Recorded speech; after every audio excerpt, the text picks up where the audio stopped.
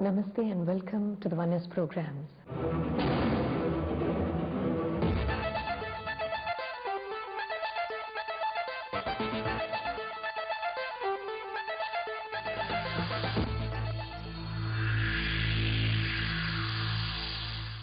The Oneness programs over the next few months will bring to you a series called the Anugraha Diksha. The Anugraha Dikshas, my dear friends, brothers and sisters, will bring to you amazing learning that can really affect and impact your life. Over the next few weeks and few months, we will be covering a wide range of subjects ranging from the more esoteric subjects like the nature and structure of death, of the spirit and of the departed ancestors. We would also be covering more general subjects like education, health and wealth. We would also be covering the more specific subjects like child upbringing, spousal relationship, parental relationship and a whole host of things. So this is just to give you an idea of what is to come over the next few weeks and months. The Anugraha Diksha would consist of 3 primal sessions, and among them the most important and the most significant of sessions would be messages from Shri Amma or Shri Bhagavan. Shri Amma and Shri Bhagavan are divine avatars who are revered, worshipped and loved by millions across the world. They are today known across the world as givers of mukti, as givers of enlightenment, as creators of transformation. They are known as catalysts for change, for being able to change human personality, for being able to change human will, and for uplifting human consciousness to a higher level. They're also known for their tremendous divine power that has created enormous number of miracles and amazing coincidences in the lives of people. And so Shri Amma and Bhagavan would be giving their divine message to people. And these messages, my dear friends, you should understand, are of tremendous value, because some of the greatest minds of our times are today revolving around the beings of Shri Amma and Bhagavan in order to be able to partake of their wisdom and their presence. So you would be having the blessing of listening to their messages, the messages of distilled wisdom directly emanating from them. And another segment of Anugraha Diksha would consist of explanation of the message of Shri Amma and Bhagavan, because their message does require explanation. It's not as easy or as simple to comprehend. And following that would also be the experiential side of the entire session, which would help you internalize the message that Amma and Bhagavan have given. Thus, the Anugraha Diksha would consist of 3 parts. Now, what kind of mindset would you be bringing while you're going to be participating in the Anugraha Diksha? See, all of us in various life situations are bugged by one question. You find this question echoing through the epics. You find Lord Sri Rama asking this question, you find Bhishma asking this question, you find Dasharatha asking this question. You find this question repeating itself over and over again in epics. You find the same question being asked by George Bush. You find the same question being asked by our dear President and our Prime Minister. You find everybody asking this question, including your own daughter, your father and your mother, and even yourself. What's this big question? The big question is, what is the right thing to do? What is the right thing to do in a given situation? And the Anugraha Diksha would precisely be answering that question of yours. It would deal with various life situations, and you would have answers tumbling down from Amma and Bhagavan, giving you clarity into various areas of your life. So right now, let us go on to listening to the message of Shri Bhagavan as he would be revealing to us today.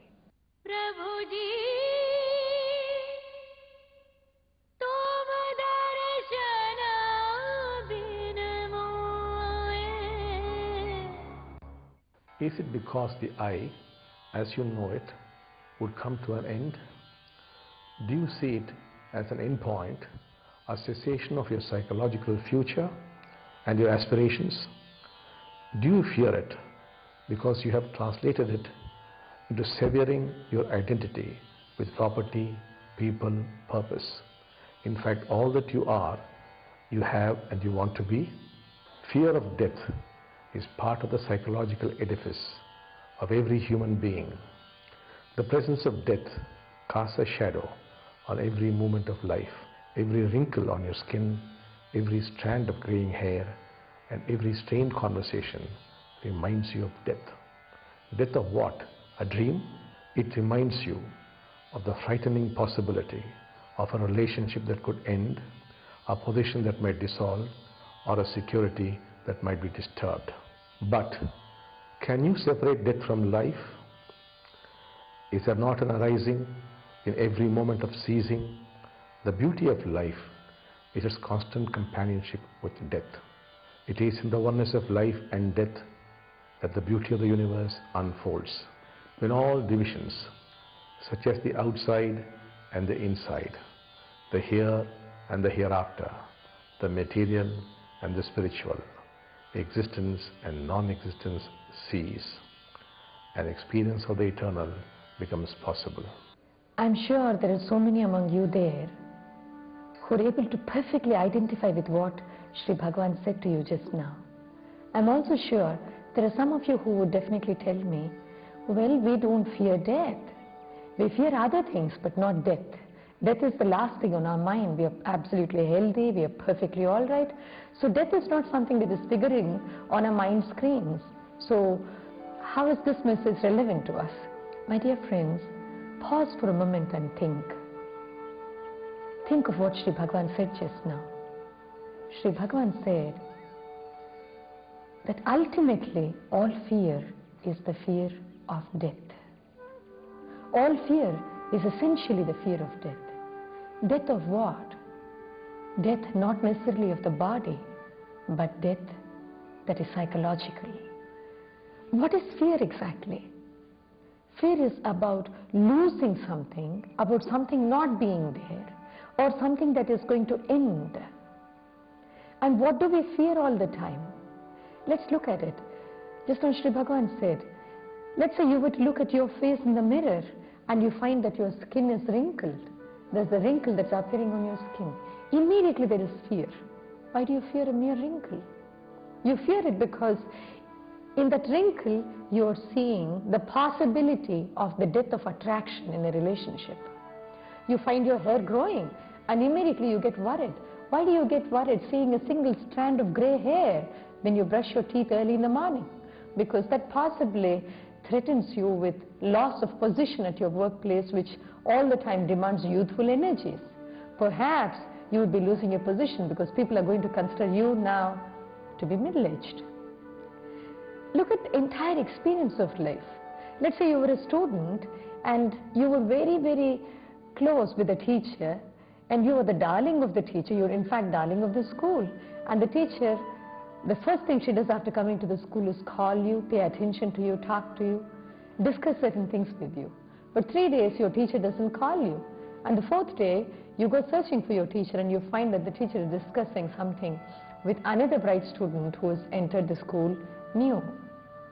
There is fear. Fear of what? Fear of loss of position. Fear of loss of importance. In every fear, there is essentially the fear of death. Fear of the I as I have known myself. That is what Sri Bhagavan refers to as psychological death. The death of the me, the death of the self. Who is this me? How have I identified myself? When I think of myself, I think of me as the body, as the various identities I have created for myself, my relationships, my possessions, my attachments, the people I've got attached to, and the images of myself that I've got attached to. All these things put together is what I call the me. And the I is always being threatened by the non-I. Therefore, I'm all the time living in fear about what somebody else would do to me, or about something that I think is the me, let us say a relationship that I think is the me or the mine, would end. So I am all the time involved in the fear of death. Look deeper into the nature of fear. Fear is always about tomorrow. Fear is always about the future. What's going to happen to me tomorrow? What will become of something that is me tomorrow? What will happen to my child tomorrow? What will happen to the future that I have created tomorrow? But where is future? Future itself is still unborn. It has not yet taken birth. And why are we afraid? What exactly are we afraid? Because the thing itself is not yet born. That is, we are not afraid of losing something that is real. All we are afraid of is losing a dream. I am only afraid ultimately of the death of a dream. I have envisioned that 3 years down the line, this is how my relationship would be. Or 4 years down the line, I would build this magnificent house, and thereafter I would settle in that house with my children and live happily forever. It's a dream. And when I find the share market crashing, when I find turbulence around me, there is fear. Fear of what? I'm losing nothing right now. There's nothing that is dying right now. What is dying is actually a dream. That is why Sri Bhagavan just now told us that ultimately all fear is the fear of the death of a dream. By the way, recently in one of these huge conferences, Oneness Conference at Germany, there were thousands of people gathered, and in fact Bhagavan spoke to the people directly out there in Germany over the internet. And I was privileged to be there, to be able to experience that entirely amazing interaction.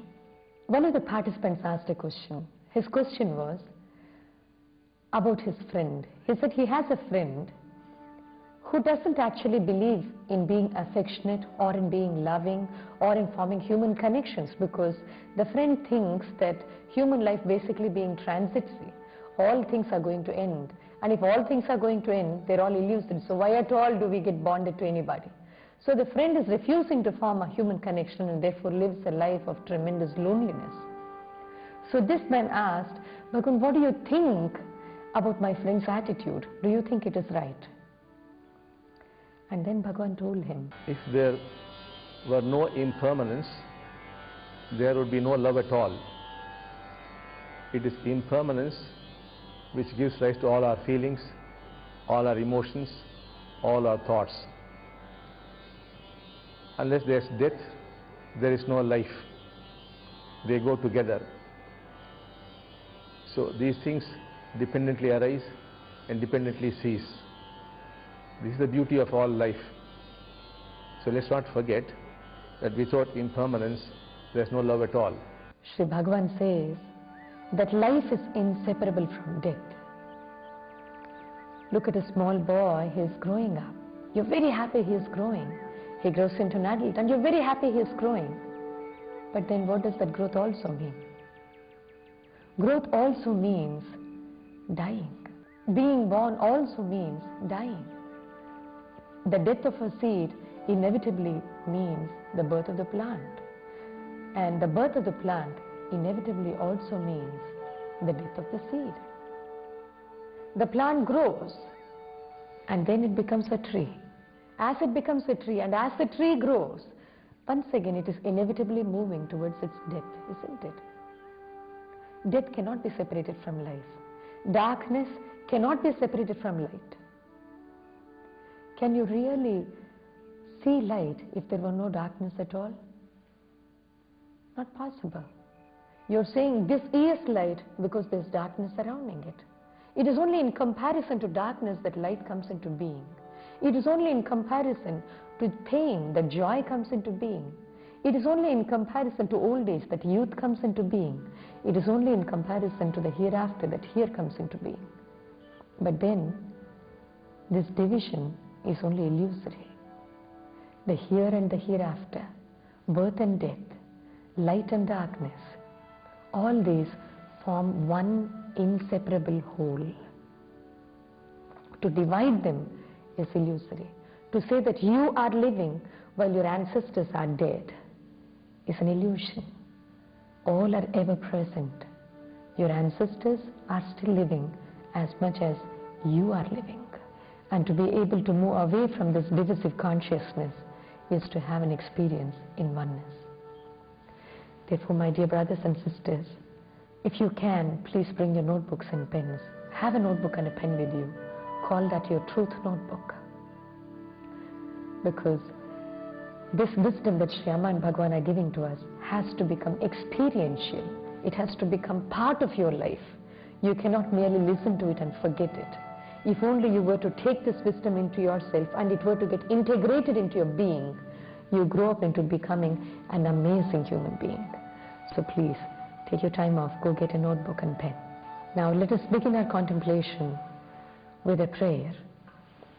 Join your palms along with me and listen to me as I chant the Moola Mantra. And this divine mantra will invoke grace for you and your family, even as you listen to it. Kindly close your eyes now.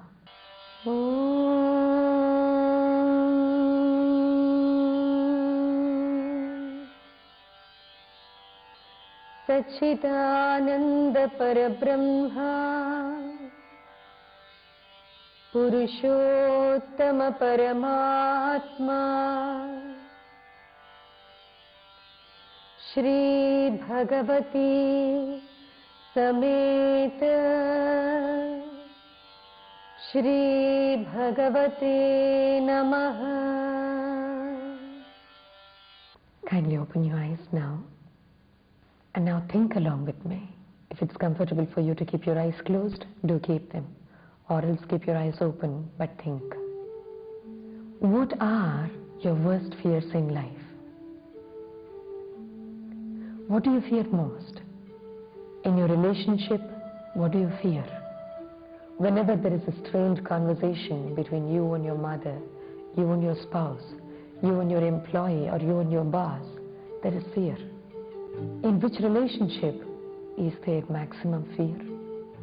And what do you think would happen? What do you fear would happen to this relationship? Take up your profession or your academics. What are your worst fears academically? Who do you fear will overtake you? Who do you fear will overrun you? What else do you fear? Do you fear that professionally you will suffer a loss? Professionally there would be somebody who is better than you who would emerge on the scene? What else do you fear? Do you fear the loss of business? Do you fear a future where there is no scope for growth? Do you think your business is going to come to a dead end? What else do you fear? Do you fear ill health? Look at the various areas of your life, confront your fears, recognize them, and write them down in your notebook. Just write down your fears. We will deal with these fears in the coming weeks, in the coming months. My dear friends, please understand, one of the most important things is to know oneself. Self-knowing is the only way to know the world. It's the only way to know life. It's the only way to know God. So begin with knowing yourself. So see you again next week. It's amazing. We learn not only about the body, but also experience and live life. I feel I'm alive now. I started living life. As a scientist, I pursue this course as a fusion between spirituality, microbiology and biotechnology. It's like a shopper's stop. You get everything you want to live life for your body, for your mind, and for your consciousness. I feel complete. There was so much about the body which I never knew. I discovered my body is a living miracle. I just enjoyed doing the exercises. I never knew they would be of so much of fun, and they were just amazing. It is the best holistic health program I have ever seen. Health is definite. Health course is like a life capsule. I discovered myself, the new me. So long, disease was my friend, but now my health and my body is my best friend. I feel I'm 16 now. For the first time, I danced in my life. I am like a child experiencing my life now. The child in me is awakened. I feel my batteries are charged for life. Every moment of my life is only dance and enjoyment. It made me connect. It made me happy. I'm happy. I got my success. It was a very powerful process. This course has given me is tremendous. Really felt I'm at the top of the peak. My life was totally changed. I'm a real youth now. I've transformed completely. I learned a very secret mantra.